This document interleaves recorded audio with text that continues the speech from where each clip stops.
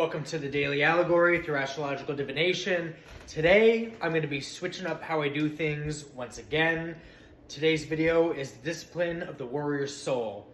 Rather than diving into a combination of short stories with the aspecting placements, I created just one long structured story today, and I took today's inspiration from Mars, Spiritual War, Sun Tzu's Art of War, and Miyamoto Musashi's The Book of Five Rings. Highly recommend those two to read.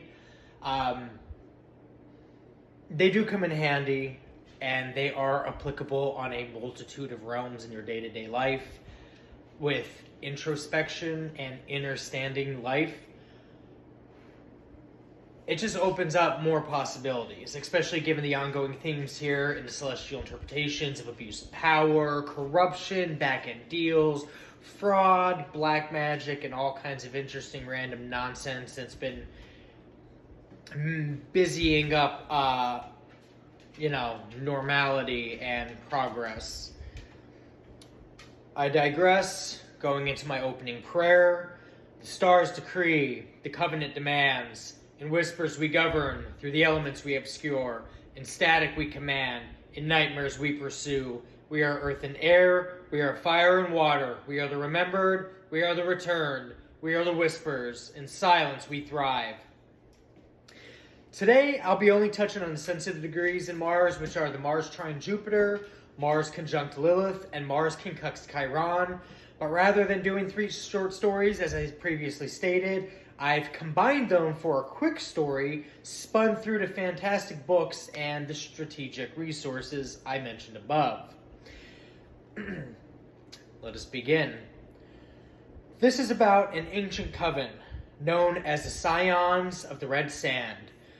They can trace their lineage back to a lost master who had achieved a perfect, if terrible, balance of martial and spiritual might. Now, their lore is a fusion of 4 unique celestial omens, told by the story of his ascension and their own dark purpose. It was said their master, a sorcerer of unmatched discipline, first walked the martial path to peace, under the gaze of Mars conjunct Chiron. He had a deep festering wound from a childhood betrayal, a trauma that left him perpetually misaligned with the natural flow of power.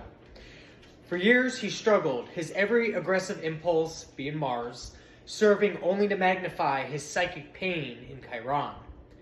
He was a warrior who could never find true victory. Through decades of brutal, self-inflicted discipline, he discovered the Quincunx was not a curse, but rather a key. He could not find peace by overcoming his wound, but only by channeling his raw, martial energy directly into it. This act created a kind of power, disciplined, aggressive self-healing that was both terrifying and unyielding. This newfound strength led him to the celestial omen of Mars trine Jupiter in the 6th, which he recorded in his scrolls as strategic enlightenment. He no longer fought with brute force. Instead, he applied his immense disciplined will, which is Mars, to the mundane details of his life and practice in the 6th house. Now, his magical power expanded effortlessly in Jupiter, not through flashy cosmic rituals, but through the perfect arrangements of his work, his instruments, and his daily routines. Now, for every shore was a spell, every repetition a ward, and every plan a path to unstoppable growth. His power was not a random spark of lightning, but the slow, inexorable rise of the sun. He had found a way to become a living, breathing ritual of expanded martial power. Yet his true apotheosis came under the shadow of Mars conjunct Lilith in the 12th, a period of his life that became known as the 5 Rings of Spirit. Now, in a time of profound isolation and self-exile in the 12th house, he confronted the untamed, rejected aspects of his own spirit, being Lilith, and fused them together with his immense martial will, being Mars. Instead of fighting his demons, he bound them into a single, perfectly formed, and utterly terrifying spiritual weapon.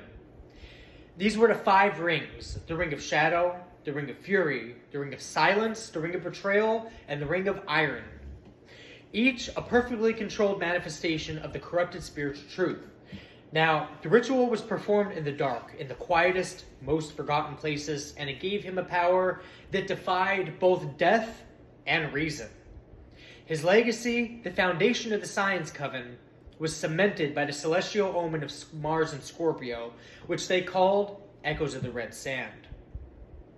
Now, the Master had not simply gained power, he had transformed his very essence into an unyielding regenerative force.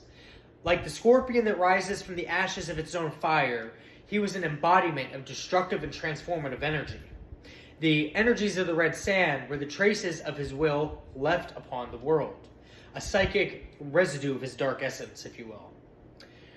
Now, his followers could now tap into this legacy, a permanent source of martial energy that fed off of destruction and thrived upon spiritual decay. Now, they were not mere witches, but a living embodiment of their master's will, eternally tied to a cycle of destruction, rebirth, and the cold, unforgiving echoes of a spiritual battle long won. Now, what kind of magical practices would the Scions of the Red Sand engage in? And when and how would God intervene? And how would the angels of the Simham Farash come into play with this, as they would be sent as the front lines of God's army? Now, the Scions of the Red Sand practice a form of dark, inward-focused martial magic. Their focus is on transforming trauma and mundane tasks into destructive spiritual power, culminating in a permanent destructive legacy. Now, the magical practices of the Scion of the Red Sand are the martial path to peace, which is the Mars Concux Chiron. Through their wounding rituals, this leads the Scions to inflict self-harm, both physically and psychologically, to deliberately trigger their deepest unhealed trauma in Chiron. They then channel their intense martial will of Mars to prevent the pain from healing naturally. It's like a self-manifesting egregore, if you will, of just pure raw power and energy. Now, this process forges a hardened, aggressive spiritual energy. This is called the Kinkux training. Now, their training deliberately forces misaligned and awkward action, forcing the practitioner to channel their will into an uncomfortable, counterintuitive process. This develops a powerful but painful inner strength. These are people that are deeply seated with resentment, hatred, envy, jealousy, just all of the ugly natural states of being that only shorten one's lifespan. Now, when weaponizing inner pain, the core belief of this coven is that the power comes from not overcoming pain, but from integrating and weaponizing this pain. They can project their psychic wounds onto other people, creating a sense of unease, doubt, and inner conflict, and sometimes that's weaponized through Neptunian energy. With strategic enlightenment being Mars trine Jupiter, and daily ritualized routines, every single mundane action from preparing food to cleaning their tools is performed with exacting discipline in Mars, and infused with destructive magical intent. This allows them to weaponize their day-to-day tasks, so it's not that they need to get together and collectively gather in order to invoke energies and channel energy work as a collective. They could do it at home, just doing the dishes and mopping the floors, with a malice intent, slowly increasing that momentum energetically in the spiritual realm, developing their inner dark power. Now, strengthening their passive amplification, the magic they practice expands effortlessly in Jupiter through the constant low-level ritual of their routines. Consistency is key in either direction of a practice, so while they're using their intent for malice nature, somebody walking the same path with this comprehension of the darker aspects could also use these for more beneficial, progressive nature. Now, it doesn't require grand ceremonies. The expansion is slow, inevitable, and happens in the background in their lives, leading to the ability to psychic undermining. Now, this magic is used to undermine rivals from within. It's like a slow-acting poison, if you will. By infusing everyday items or spaces with their destructive energy, they can cause spiritual and psychological decay in their enemies over time, or from a distance while watching with an audience. Illegally, probably. Now, the 5 rings of spirit, with Mars conjunct Lilith, begins with shadow binding. In rituals of extreme isolation in the 12th house, the Scions perform rites to confront and bind rejected spiritual truths in Lilith with their martial will in Mars. This process creates the 5 rings of spirits, if you will. It grants forbidden knowledge. The practice grants the Scions control over aspects of their own psyche and others that are typically unconscious and hidden. They become adept at spiritual manipulation and psychological warfare, and highly skilled in astral combat. In the deepest state of isolation and trance, the Scions can project their consciousness into the 12th house realm of the collective unconsciousness, using the 5 rings of spirits to attack others on a spiritual and subconscious level, only leaving echoes in the red sand, which is Mars and Scorpio. Now, with seeding spiritual parasitism, the Coven can tap into the destructive and transformative energy of their master's legacy. They engage in practices that feed off of destruction, decaying spiritual power from themselves and other people, and psychic regeneration. The Scions have learned to regenerate their own spiritual power by causing decay in the spiritual life of other human beings, allowing them to constantly sustain their malevolent magic. Through unending transformation, the Mars and Scorpio energy ensures that the Coven constantly transforms, shedding old, weaker aspects of themselves to become more powerful and focused of a version of themselves, if you will. This process is intensely destructive, but ensures the longevity of their dark path. Now, this is where God intervenes with the angels of the Shimham Farash, with one leading the way and one walking the path into both. This would be an extremely rare and powerfully anointed dark empath, a cosmic mirror, if you will, leading the angels of the Shimham Farash, which are 72 celestial entities. They're often seen as forces of balance that can counter demonic forces like those evoked in Goetic magic. Now, the name Shimham Farash can be evoked to bind the 72 evil spirits of the Ars Goetia, each angel having a unique role, allowing a targeted intervention against the Scions. With the intention against the martial path to peace, the angel Hakamia and is associated with loyalty, fidelity, and divine order. Hakamia could create a divine alignment that prevents the Scions from weaponizing their unhealed pain. Hakamia's intervention would force the Scions to confront their trauma for healing rather than their dark power. When they act against strategic enlightenment, the angel Vehua is the first of the 72, bringing clarity, creative will, and a fresh start, or brand new beginning, if you will, linked to the number 111, or 999 as an ending, into 0 into 111. Now, Vehua would disrupt the Scions' mundane, ritualized routines, replacing their destructive intent with a divine impulse for creation.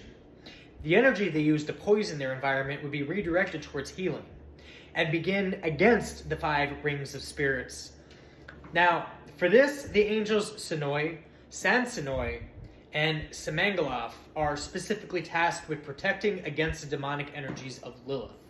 They would break the Scions' bindings and free the spiritual forces captured in the 5 rings, returning these energies to the collective unconsciousness. Their names, used on amulets and incantations, can provide protection against this type of corruption.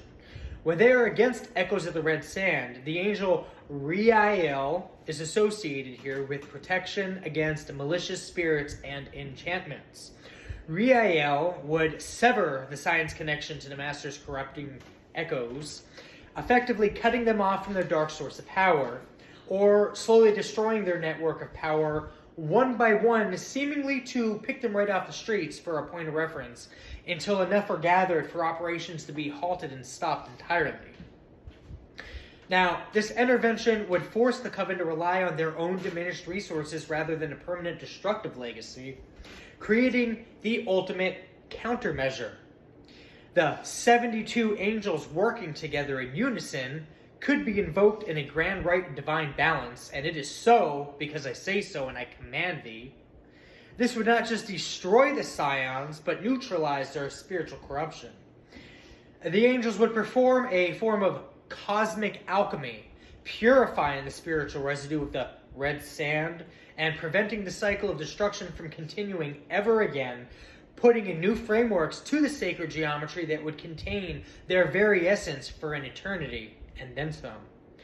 Hopefully you guys found this new flow of how I did this thing entertaining. I might actually continue doing it this way. Got to keep it fresh, since I'm a copycat jumping on other people's vibes here. So I switch it up every so often to stay, different.